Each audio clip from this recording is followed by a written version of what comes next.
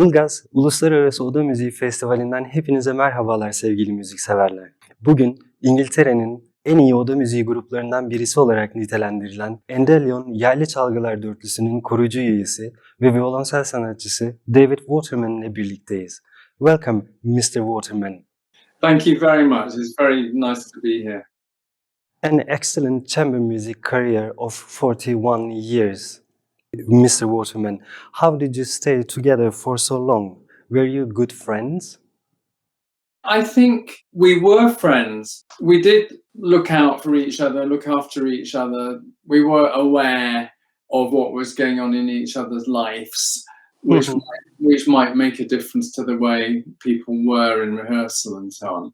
And when we travelled, we nearly always travelled together.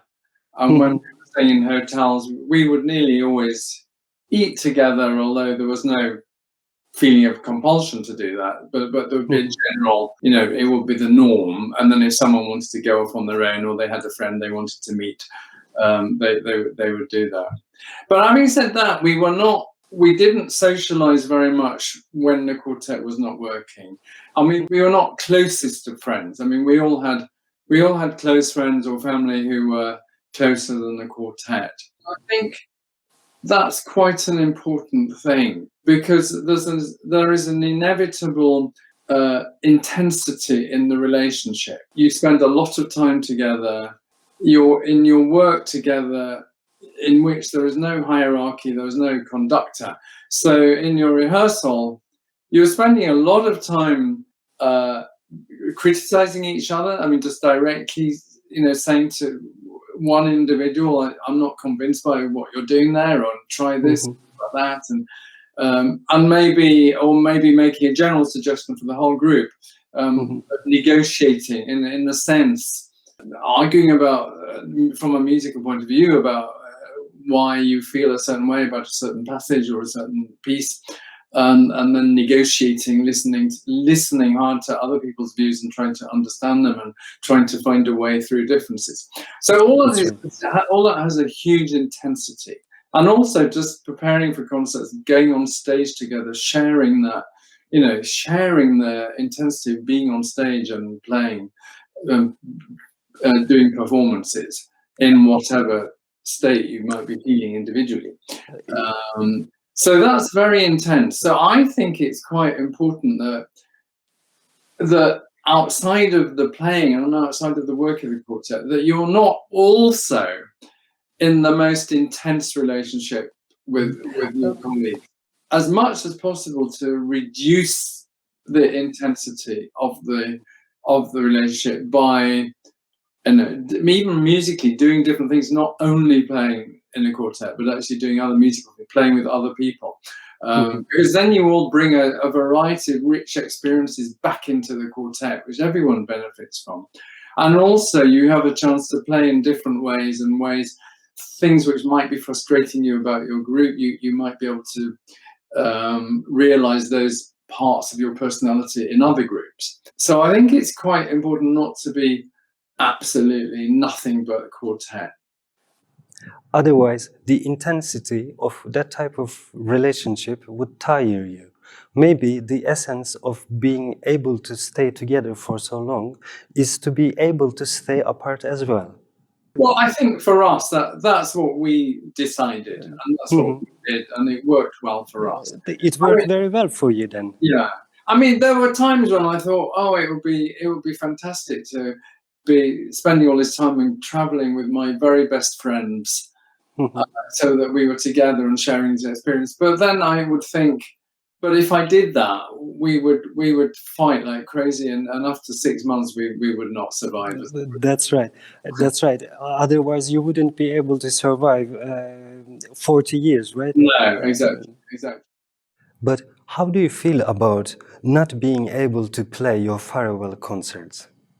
So we had announced that this was going to be our final year. We'd announced the programs and so on, and then we couldn't complete those series. And there were a couple of other places where we were in the middle of a Beethoven cycle. And so when the pandemic happened, like everybody, we had to stop playing. And at the beginning, we didn't know. We thought things might open up after 2 or 3 months, and so we might Like everybody else. If a concert, we might be able to play in July, the final concerts, but then July came and we couldn't play. And then Unfortunately. we thought for a while, well, when the pandemic is over and we can play to a full hall, we will come together again and we will rehearse again and we will just play the final concerts. Maybe spend a month together rehearsing and working, doing a few concerts, and then doing the farewell concerts. But as this prospect became further and further and further away, and it became so long since we'd played together, it began to seem very unrealistic. And so at Christmas, we had to decide that we were really going to finish and we would be able to get together and play to the level that, you know, that Of course. we would want to play well if we were going to get together. And we thought that was going to be increasingly difficult. So we thought, well, that's the end. And so, of course, it's sad for us not to say farewell to our, you know, people who have supported us for many, many years. Many years, right.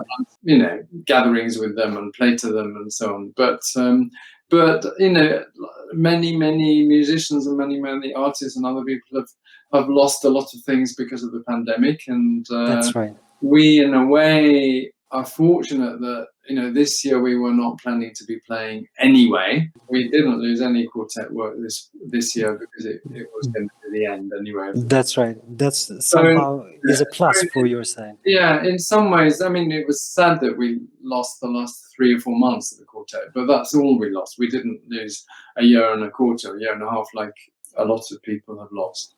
So all in all, you know, we've been very incredibly fortunate with health. We've been amazingly fortunate because in 41 years, we only ever cancelled about 6 concerts. Of course, we would like to see you on the stage again. But what is your plan about your career in chamber music? I love teaching. I think I don't know, I feel confident that I have something to offer as a teacher, but there's something about being on stage and playing which I would hugely miss if I didn't do. And I think, and that's what I most want to do. Just that irreplaceable sense of living the music while it's happening, of being embodying the music somehow, feeling it go through your veins, feeling it pass through your heart as you play. There's nothing quite like that, the adrenaline of being in that slightly scary situation of being on stage, but still that feeling of being with the music, inside the music. Of course, I will not compare which is better, teaching or playing, but being on the stage is quite another experience, another dimension. While talking about playing, let's talk about your feelings about Razumovsky sets, particularly Opus 59, number 2. Before we get there, when you read about the things that they were said to Beethoven himself or about 59, Opus 59, especially number 1 in F major, he was very much ahead of his time. He knew what he was doing exactly and for whom. It wasn't a madman's or deaf man's work. And I can understand why they found it incomprehensible and didn't know what to make of it. Because in sheer, I mean, like the Eroica Symphony, I mean, in sheer scale, size, length, it was like nothing that came before. But I mean, more important than that, I mean, there were so many compositional features that were new and original and extraordinary. It's so inventive, it's so revolutionary. And the character of 59.2 feels like it's revolutionary, it's full of intensity. The character of 59.1 is almost pastoral. It's like the pastoral symphony. It's warm and it's melodious and it's basically very good-natured and upbeat and optimistic, apart from the incredibly soulful and sad slow movement. The slow movements, that's right. But the other 3 movements in character, of course, there are many characters. But the overall feeling of it is couldn't be more opposite from 59.2. But nevertheless, it is revolutionary in a lot of compositional techniques. I guess Beethoven was trying to stretch the borders of string quartet and trying to adopt symphonic music in the quartet. I think already by Opus 18s, the 6 Opus 18 quartets, he knew that the quartet could do anything that the symphony orchestra could do. I mean, there's enough from the four voices of there are enough resources there to do anything he could do with a symphony orchestra. And I think his symphonies changed with the Eroica Symphony, but then so did his quartets. You know, the Ninth Symphony is, you know, it's a late work, but it doesn't go into the regions that the late quartets go into. So in the end, it's with the quartets that he goes further and further and further, and not the symphonies. So maybe the quartets could do things that the orchestra couldn't do. Even in the same set, all quartets has their own individual sharp characters. And that was a lovely conversation with you, Mr. Waterman, about Endelion, about chamber music playing, about Beethoven and Razumovsky, and having you here with us in Ilgaz International Chamber Music Festival was a great pleasure. As you being very supportive from the very beginning to our festival, and at the same time attending with a lovely conversation was unforgettable memory for me. Thank you very much.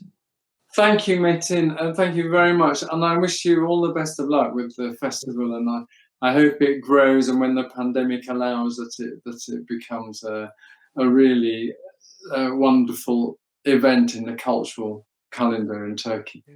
I hope so.